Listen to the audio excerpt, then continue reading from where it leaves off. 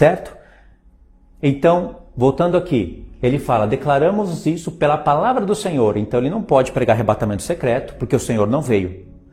Ele não pode pregar arrebatamento antes da grande tribulação, pensando numa era futura, porque os profetas não estão falando isso. E nos profetas você vai ver trombetas, colheitas, voz de arcanjo. Você vai ver tudo isso. Toda essa palavra foi remontada por textos dos profetas.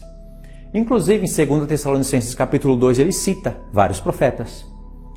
Eu não coloquei aqui porque ia ficar muita coisa para ver de uma vez só. Então vai tocar a trombeta de Deus, os mortos em Cristo ressuscitarão primeiro, depois os vivos serão transformados e o arrebatamento será junto. Aí o apóstolo Paulo diz, ponto 5, consolai-vos uns aos outros com essas palavras. Olha o argumento, por isso que eu falo que a linha pré te deixa uma pessoa hipócrita e sem entendimento. Aí eles falam assim, se a igreja vai passar pela grande tribulação e decapitação e perseguições e açoites, como que essas palavras vão ser palavras de consolação? O apóstolo Paulo jamais poderia ter falado essa frase 5 aqui. Jamais, porque essas palavras não consolam. Esse texto aqui está sendo explicado por todo esse contexto.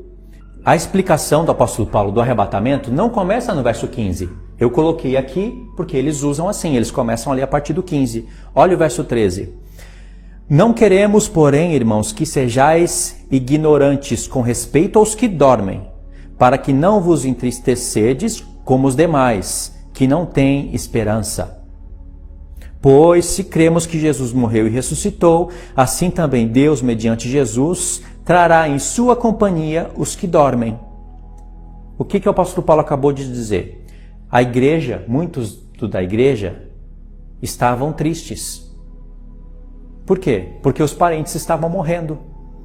Eles estavam tristes. E o apóstolo Paulo está dizendo, não é para vocês se entristecerem como os demais, que não têm esperança. Vocês têm esperança. Os que morreram vão ressuscitar. Aí o apóstolo Paulo diz, e mais, os que morreram vão ressuscitar primeiro. Vocês estão tristes pelos que morreram? Eles vão ressuscitar primeiro.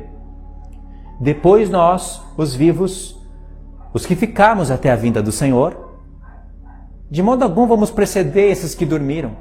O arrebatamento vai ser junto. Por que vocês estão tristes? Ou seja, essa palavra traz consolação. Porque a igreja estava andando sem esperança, muitos deles, então o apóstolo Paulo quer trazer consolação. Não é o assunto dele aqui falar de grande tribulação. Ele não falou que a igreja fica com todas as palavras, mas também não falou que a igreja sobe. Como que a gente resolve o caso? Olhando para outros textos. Em 1 Coríntios 15, ele falou do arrebatamento, também não falou com as palavras exatas que a igreja fica na grande tribulação, mas também não falou que sobe antes da grande tribulação.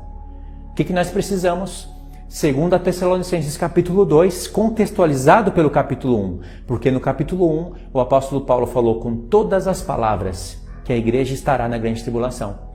E talvez você nunca tenha lido isso na sua vida. Sabe por quê? Porque o seu pastor preferido, predileto, ele sempre quando vai ler o arrebatamento, na segunda carta, ele sempre lê do capítulo 2 em diante. E encontra ali momentos para torcer o texto, assim como eles fazem em 1 Tessalonicenses 4 e em 1 Coríntios 15. Mas em 2 Tessalonicenses capítulo 1 não tem momento para ser torcido, porque foi dito tão claro.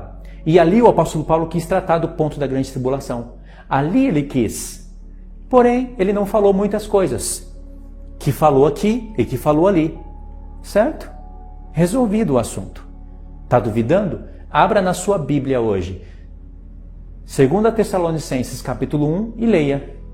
Você vai ver que ele está falando que a igreja deve esperar o Senhor do céu em momentos de grande tribulação. Você vai ler isso. Que o sol ainda brilha lá fora.